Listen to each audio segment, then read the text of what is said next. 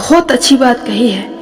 भक्ति अगर भोजन में प्रवेश कर जाती है तो खाना प्रसाद बन जाता है, और अगर पानी में प्रवेश कर जाती है भक्ति तो पानी चरणामृत बन जाता है। नमस्ते दोस्तों, स्वागत है एक नई वीडियो में। एक बहुत छोटी सी कहानी है।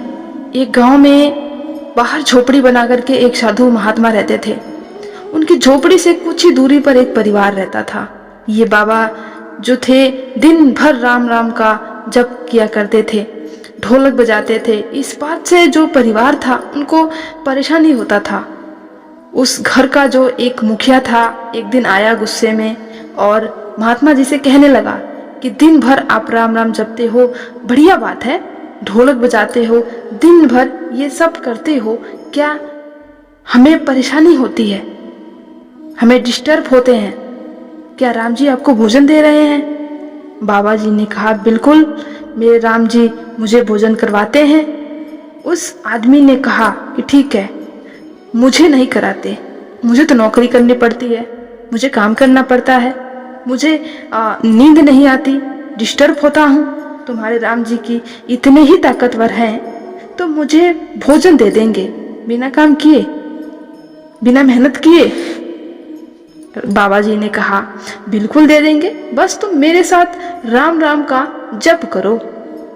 उस आदमी ने कहा, ठीक है, फिर तो आज शर्त लग ही गई।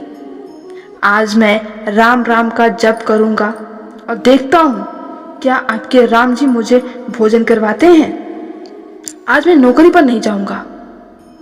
बाबा जी के साथ बैठ गया और उसे लगा कि मैं अगर घर जाऊंगा तो बीवी और माँ है, दोनों भोजन करवा के ही मानेंगी। शर्त को निभाने के लिए वो जंगल में चला गया। वहां जाकर वो राम राम का जप करने लगा। एक पेड़ के ऊपर जाके बैठ गया, एक डाली के ऊपर। तब उसने देखा कि गांव के लोग जो हैं, एक ग्रुप वहां से निकल रहा था और वह उस पेड़ के नीचे ही आकर के रुके और बढ़िया सा भोजन बनाया। और वह भोजन करने ही वाले थे कि किसी ने पीछे से आकर कहा, सूचना दिया कि जल्दी भागो, पीछे से डाकू आ रहा है। फिर वो व्यापारी लोग थे, पैसा वैसा लेकर चल रहे थे। वो भोजन वहीं बनाकर छोड़कर निकल गए। पीछे से डाकुओं का ग्रुप आया।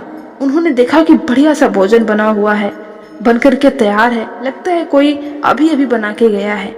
उन डाकुओं में से एक ने कहा, सरदार, कहीं ये साजिश तो नहीं है, कोई चाल तो नहीं है, किसी ने इस भोजन में जहर तो नहीं मिला दिया है, हमें खिला के मारना चाहता हो?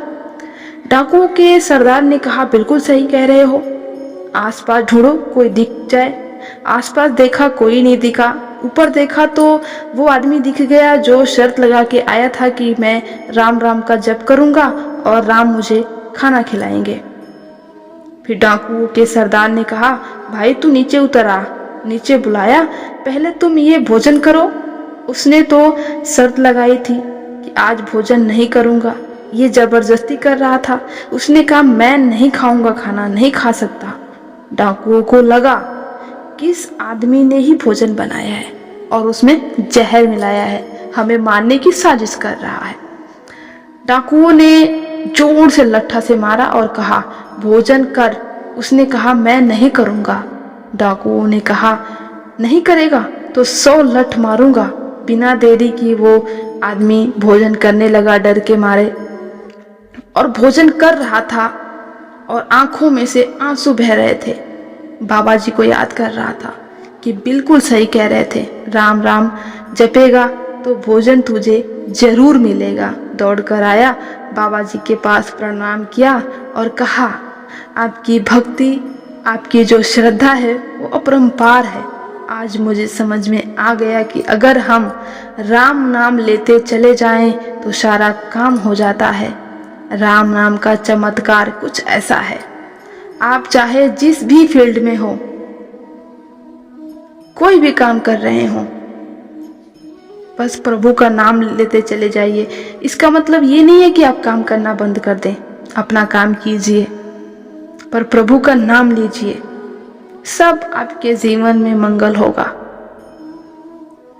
अगर आपको ये कहानी पसंद आई, तो प्लीज़ चैनल को लाइक कीजिए, सब्सक्राइब कीजिए, कमेंट कीजिए और अपने परिवार के साथ हमेशा खुश रहिए। मिलते हैं अगली वीडियो में।